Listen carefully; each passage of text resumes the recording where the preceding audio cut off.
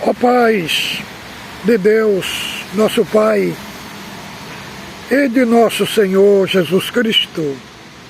Este é um canal de opinião, reflexões e análises bíblicas. Estamos outra vez aqui na plataforma digital para gravarmos mais um vídeo para o canal. Nosso compromisso é um compromisso com a palavra de Deus, com o Evangelho, com a graça de Deus. Trazemos aqui assuntos que se alinham à nossa vida cristã, assuntos que se alinham, irmão, à Escritura Sagrada. Trazemos aqui todo tipo de temas para abordar aqui no nosso canal. Como estamos numa plataforma global, estamos sendo vistos pelo mundo inteiro. O nosso trabalho que desempenhamos aqui na plataforma digital. Deus abençoe todos os irmãos que têm compartilhado os nossos vídeos, né? Tem assistido, tem compartilhado com seus familiares, irmãos também. Tem muitos anciães, cooperador de jovem, diácono, de todo o Brasil, que me assiste aqui também na plataforma digital e que gostam também do assunto que abordamos aqui. Irmão, o nosso assunto aqui não se refere a pessoas, né? Mas se refere à teologia, se refere à doutrina cristã. E aqui desconstruímos tudo aquilo que não tem embasamento bíblico. Ontem foi a reunião ministerial do Braz, foi transmitida para o mundo inteiro, né? Parece que para os países também, e me foi comunicado que está tendo uma mudança, dizendo que foi chamado uma pessoa de irmão de formação acadêmica, deve ser na parte teológica, né? Para prescrever os tópicos de ensinamento, e diz que tem uma comissão aí que vão prescrever, né, uma nova confissão de fé para a congregação. Irmão, até enquanto agora está só no papel, né? Agora vamos ver que se isso vai ser aplicado aos pregadores, porque tem muitos falsos ensinos nos púlpitos, né? Pregadores que são sentimentalistas, né? Que pregam, que gritam, que bate, que sapateia, igual um ancião que eles apresentaram aqui, a Corúnia, né, o irmão Adilson Robson Comitre, conheço ele há muitos anos, né? Pregação com ele é gritaria, irmão, gritaria, sentimentalista, profecia, que não leva a lugar nenhum, irmão, que não edifica. Agora, irmão Hélio Bianco, você veio aqui apresentar um cooperador para o Ministério de Ancião, um homem sentimentalista, que só sabe gritar nos cultos. E tem informação nova da Irmandade de Corúnia, daqui, né? Que ele está continuando nessa gritaria, entendeu? Igual esses que foi apresentado aqui, tem muitos aí, foram apresentados, são homens sentimentalistas, que provoca emocionalismo no povo e que não tem compromisso com a Escritura Sagrada. Agora vamos aguardar, né? Esses tópicos, igual um irmão postou aí, uma parte dos tópicos do ensinamento, né? Lá no meu grupo, né? Eu tenho um grupo de WhatsApp de ensino bíblico, entendeu? Então esse irmão faz parte também lá do nosso grupo. E segundo ele, colocou lá no grupo, segundo ele, o que ele colocou ali é uma versão de fonte confiável, né? De fonte confiável. Então vamos ver se não vai ficar no papel. Só que os anciãos vão ter um trabalho, que 95% do ministério é tudo analfabeto bíblico, irmão. Vocês vão ter que pôr esse homem dentro de um seminário e ensinar para ele as escrituras. Para a Irmandade não ficar passando tanta vergonha como que está passando.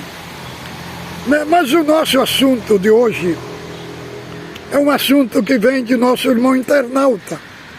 Colocou no comentário e me pediu para falar o que é a graça de Deus. Irmãos, para falar da graça de Deus, o crente, o cristão, ele tem que conhecer o básico da doutrina cristã. Ele tem que conhecer a martiologia. A martiologia é a doutrina do pecado.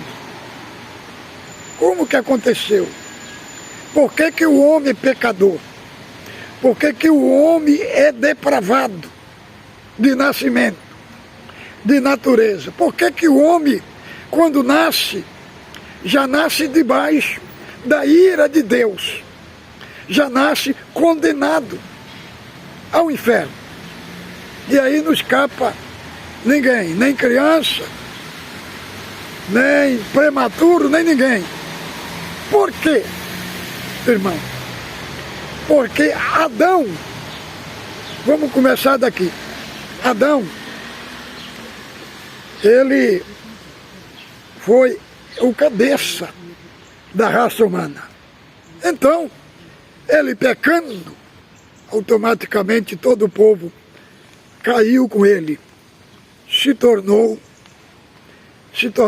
pecador, se tornaram filhos da ira, se tornaram necessitando da graça de Deus.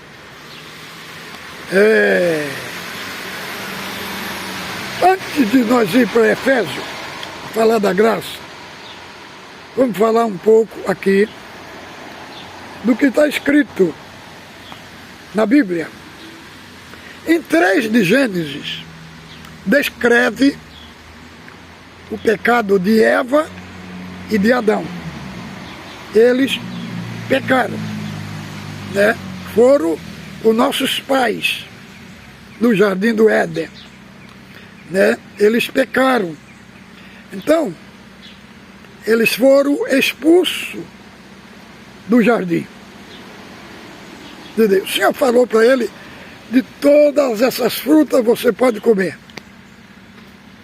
mas você não pode comer da árvore da ciência do bem e do mal. No dia que comeres, morrerão. Primeiro, Eva comeu, né? Ela foi seduzida pela serpente. E a serpente falou para ela, não, vocês não morrerão. Vocês sabem que no dia que vocês comerem, vocês serão como Deus. Não é que Deus não queria que o homem tivesse o conhecimento de Deus. O problema que aconteceu é o seguinte: o Senhor que queria que o homem tivesse acesso ao conhecimento, não pelo caminho que ele tomou, não pelo caminho da rebelião, mas pelo caminho da obediência. Então o pecado foi esse, porque o homem e a mulher eles deixaram de ouvir a voz de Deus e foram ouvir a voz de quem ele não devia ouvir. E foi estar junto, irmão, de quem era inimigo de Deus. Entendeu? Foram conviver, estar junto com quem estava em rebelião contra Deus, que era a própria serpente. Então, Eva foi encantada pela serpente. Ela foi tirado para fora do muro da obediência, da palavra. E comeram. E ela viu que a ave era agradável. Entendeu? Ele disse, e comeram do fruto. Irmão, nós temos que entender uma coisa. O que significa fruto proibido e o que não é fruto proibido? Irmão, era um fruto ali. A malignidade estava no fruto, não por causa do fruto, mas por causa do mandamento, por causa da proibição. Porque o Senhor falou para não comer, então tinha uma proibição. Tinha o fruto que estava dentro da proibição de Deus e o outro que estava dentro da obediência. O que podia comer é o que estava dentro da obediência. O que não podia é que estava dentro da proibição. Então ali houve uma proibição. Ela comeu e deu para Adão. E eles viram que estava nu. Né? Então lá no Jardim do Éden, eles pegaram folha de figueira, cozeram para se cobrir. E o Senhor falou, Adão, onde está? Adão, onde está? Ele falou, eu me escondi. Por que você se escondeu, Adão?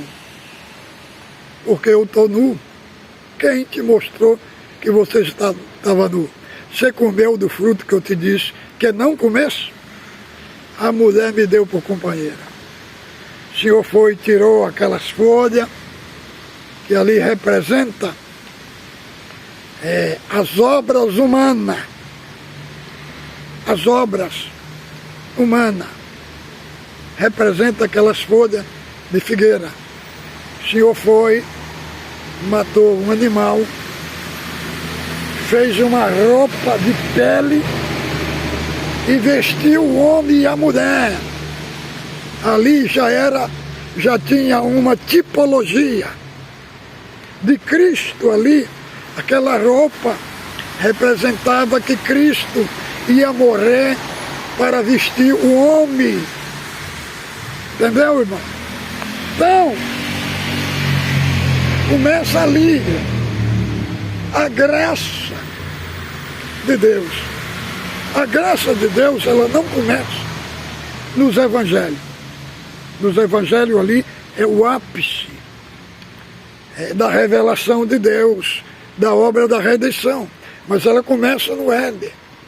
E todo o Velho Testamento, nós vemos a tipologia da graça, a tipologia do Evangelho. Não vai dar para nós entrar muito profundo nesse assunto, porque senão nós ficamos aqui muito tempo e não falamos da graça, do assunto que o irmão pediu para nós. Só estou dando aqui, por cima, aqui, os irmãos entender.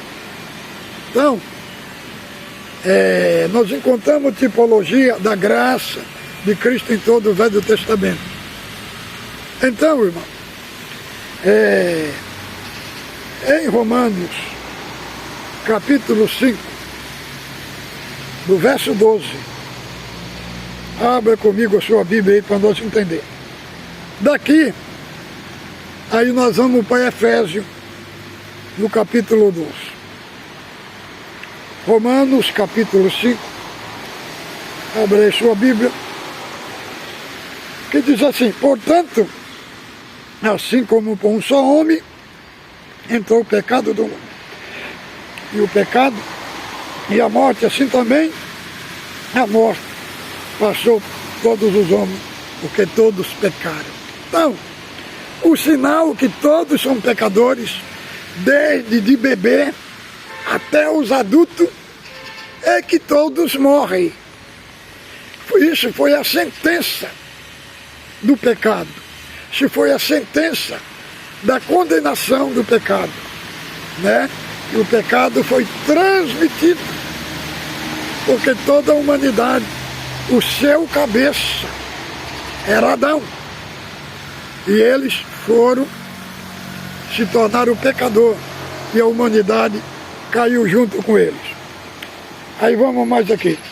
Porque até o regime da lei havia o pecado do mundo, mas o pecado não é levado em conta, quanto não a lei. Entretanto, reinou a morte, desde Adão até Moisés, sobre aqueles que pecaram, a semelhança da transgressão de Adão, qual prefigurava aquele que havia de vir, que é Cristo. Agora vamos, aqui nós saímos do 14, vamos para o 15 e depois o 18. Todavia, não é assim o dom gratuito como ofensa, porque se pela ofensa de um morreram muitos, muito mais a graça de Deus, e o dom pela graça de um só homem, Jesus Cristo, fará abundante e muito. Agora vamos para o 18. Pois assim como uma só ofensa veio o juízo sobre todos os homens para condenação, assim também por um ato de justiça veio a graça sobre todos os homens para justificação e para a vida. O 20, sobreveio a lei para que avultasse a ofensa, mas onde abundou o pecado, superabundou a graça. Então, aqui, irmão, estamos falando da armatologia, a doutrina do pecado, como que o homem se corrompeu, né, por causa do seu representante, por causa de Adão.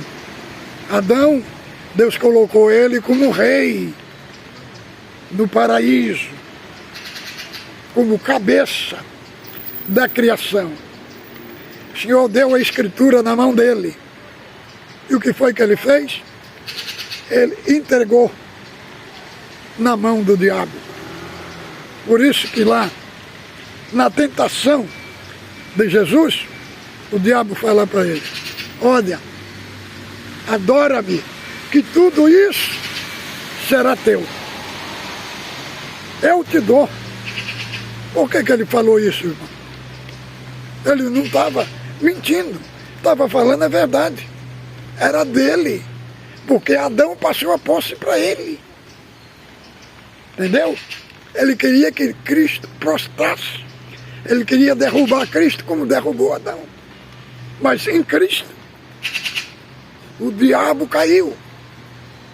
Então, irmãos, todo homem se corrompeu. A natureza foi comprometida pelo pecado de Adão. É um efeito de destruição, de maldição gigantesco. Aí em Gênesis foi falado que da semente da mulher ia pisar na cabeça da serpente. E quem é a semente da mulher? É Cristo. E aonde foi que ele esmagou a cabeça da serpente? Esmagou na cruz. Na cruz ele esmagou a cabeça da serpente e nos tirou dele, nos tirou da potestade das trevas e nos colocou no reino do Filho do seu amor. Então, irmão, em João fala que a lei veio por Moisés, mas a graça veio por Jesus Cristo. O que é a graça? A graça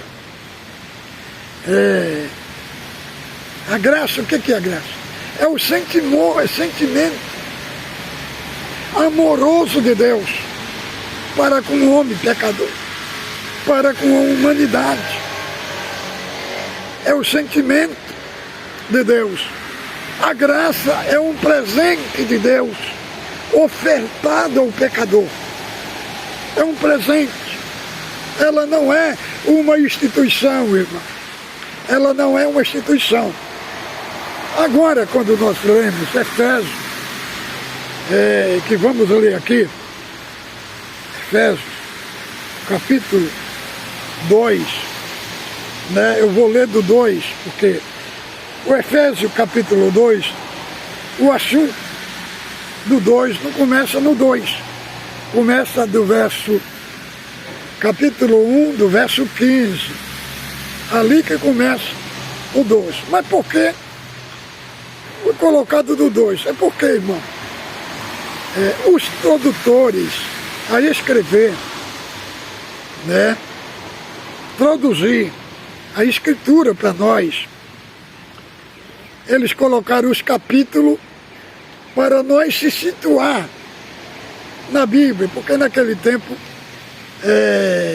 quando foi escrito dos pergaminhos, não tinha versículo, não tinha capítulo, não tinha divisão, era um rolo só, um rolo de pergaminho. Né? Esta obra que nós temos aqui, a Escritura, essa obra aqui é obra dos tradutores, dos teólogos que se empenharam em traduzir para nós, empenharam em traduzir a Escritura para nós e colocar os capítulos, versículos, os pontos, ponto de interrogação, vírgula, entendeu? Ponto de interrogação, tudo foi obra dos tradutores. Então eles colocaram o Efésios aqui do capítulo 2 para nós se situar. Mas que o assunto aqui começa no capítulo 1, do verso 15. Capítulo 1, primeiro, Paulo está falando da obra da redenção, né? Ele mostra a economia da redenção. O Pai que planejou na eternidade a salvação para o homem, está do capítulo 1, do verso 3 ao 6. Do capítulo 7, do capítulo 1, do verso 7 ao 12, está Cristo se oferecendo pela humanidade, se oferecendo pelo homem, para morrer, né? Agora, do 13 ao 14, nós vemos o Espírito Santo aplicando a obra da redenção. Agora, no capítulo 2 de Efésios,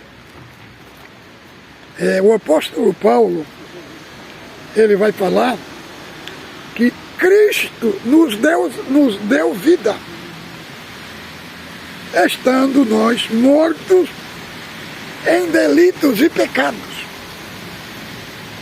E aqui ele vai mostrar 3 aspectos que o homem está morto e bem morto. Primeiro aspecto, primeiro aspecto aqui do 2. Primeiro, nós andávamos segundo o curso deste mundo. Segundo aspecto, nós andávamos segundo a potestade do ar. E terceiro, nós andávamos segundo os desejos da nossa carne. Entendeu? Então aqui tem 3 inimigos que matou o homem bem morto, né? Andava segundo o curso deste mundo, a filosofia de vida do mundo. Segundo, estava morto por causa da potestade do ar que reinava sobre nós. E terceiro, morto porque andava segundo o curso da nossa vida. E aí, Deus, que é rico em amor, nos resgatou pela sua graça.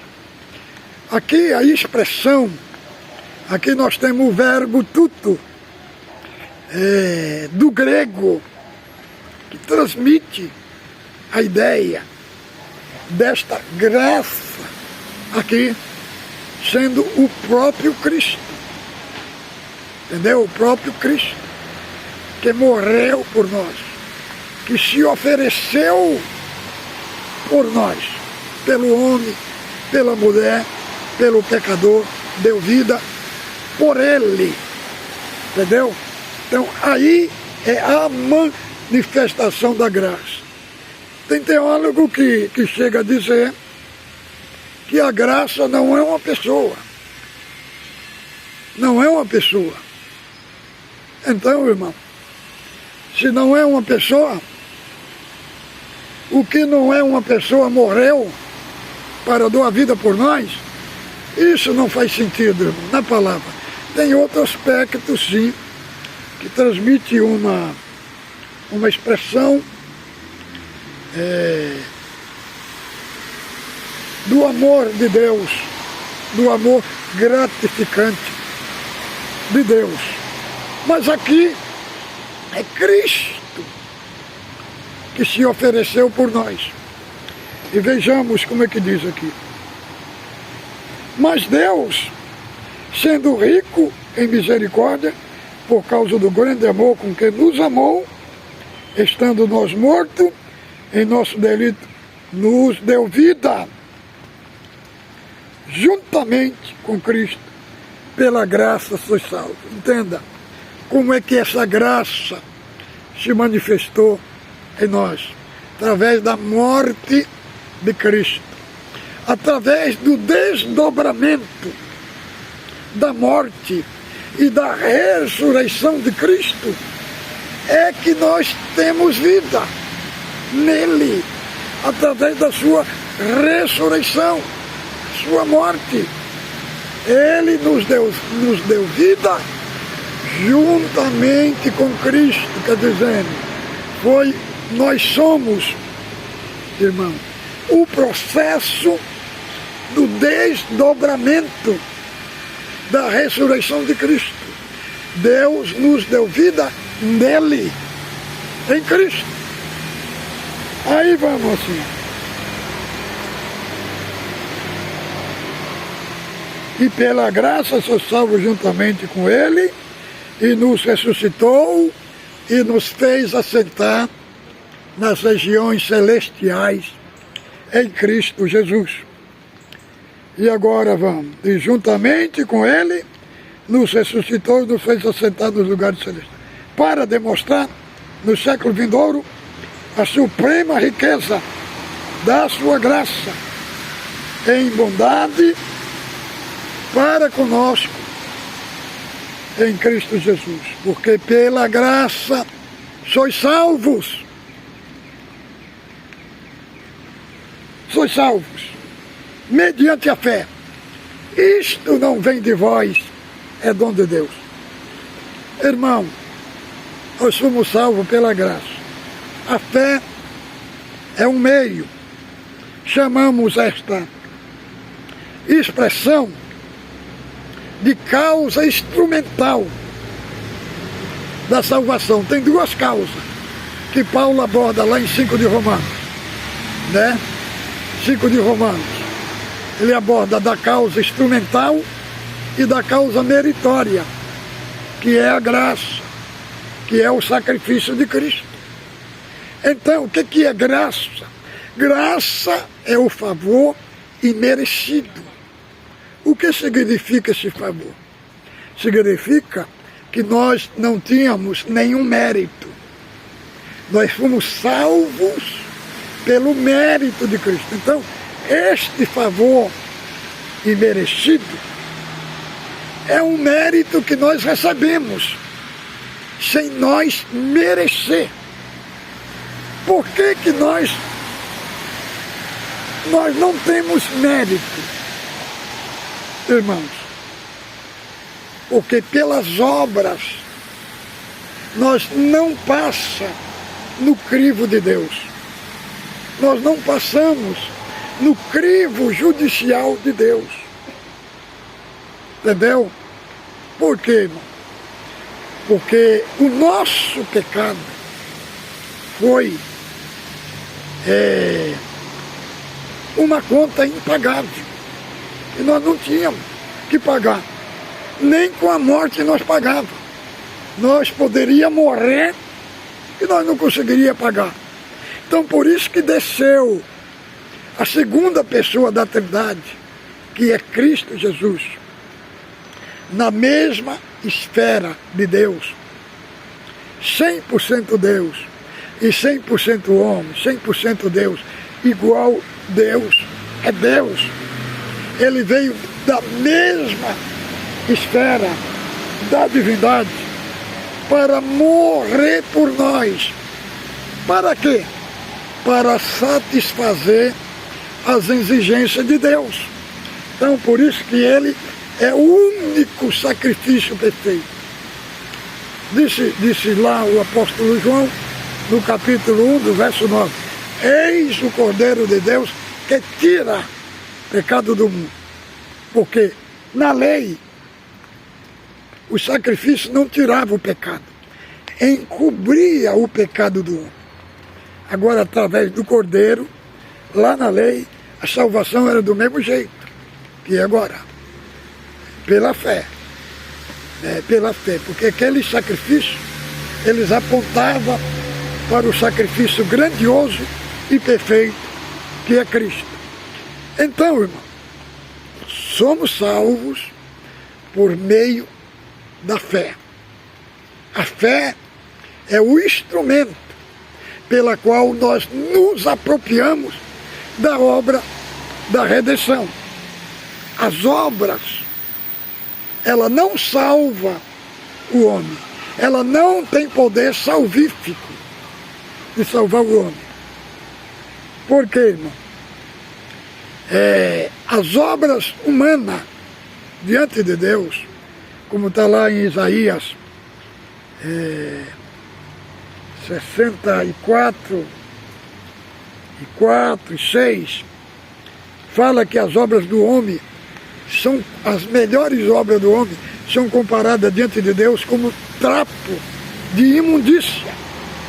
Então, irmão, quer dizer, a pessoa é salva sem ter obra, irmão. A obra, ela está no outro campo. Ela está no campo da consequência, não no campo da causa. Entenda bem aqui, ó. Porque pela graça sois salvo mediante a fé, isto não vem de vós. É dom de Deus. Não vem das obras, para que ninguém se glorie. Veja, fomos feitura, criado em Cristo Jesus, para as boas obras, as quais Deus ordenou para que andássemos nela. Irmão, as boas obras, elas são um testemunho que um cristão nasceu de novo, que um cristão é salvo, como está lá em Tiago. Que ele fala, pode, mostra-me a tua fé, sem as tuas obras, e eu mostrarei a minha fé pelas minhas obras. Então, a fé autêntica de um cristão genuíno é as boas obras. O que é as boas obras? É a obediência, irmão. Por isso que diz lá, andai em espírito e não cumprireis a concupiscência da carne. Andar espírito, andar na obediência da palavra. Depois que a pessoa é nascido de novo, ele recebe a capacitação do Espírito Santo de viver uma vida de obediência. Irmão, nós entendemos uma coisa. Nós praticamos obra não para ser salvo. Nós praticamos obra para evidenciar que nós já somos salvos. Entendeu? Então, é este meu assunto aqui. Lá em Tito 2:11 fala: a graça de Deus há se manifestado trazendo salvação a todos os homens.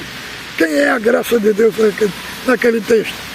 É Cristo, né? Ali ele fala da graça de Deus no sentido da punição, que o nosso pecado foi punido em Cristo, entendeu? Nosso pecado foi punido nele. Ali o apóstolo Paulo trata ali no assunto de Tito o problema do nosso pecado, o problema que nós não tínhamos instrumento para resolver a nossa situação, resolver o nosso problema, porque o nosso problema era grave, o nosso problema era com Deus, nós éramos filhos da ira, perdidos, estávamos debaixo de uma sentença eterna, entendeu, irmãos? Então entenda bem, você que é ancião, que é cooperador, exponha as escrituras com fidelidade, pregue uma pregação expositiva, genuína, para o povo, trazendo isso daqui, irmão. O que eu estou pregando aqui, trazendo para o irmão, é apenas um básico.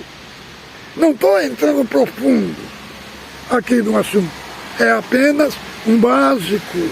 Então, irmão, a graça de Deus não tem nada a ver com instituição nenhuma, porque a graça de Deus, ela veio do coração de Deus, não do coração de uma instituição. Foi Deus que nos amou, como diz João 3:16. Deus amou o mundo de tal maneira que deu seu Filho unigênito, para que todo aquele que nele crê não pereça, mas tenha vida eterna. Então, fique com Deus, ósculo santo, no vosso coração.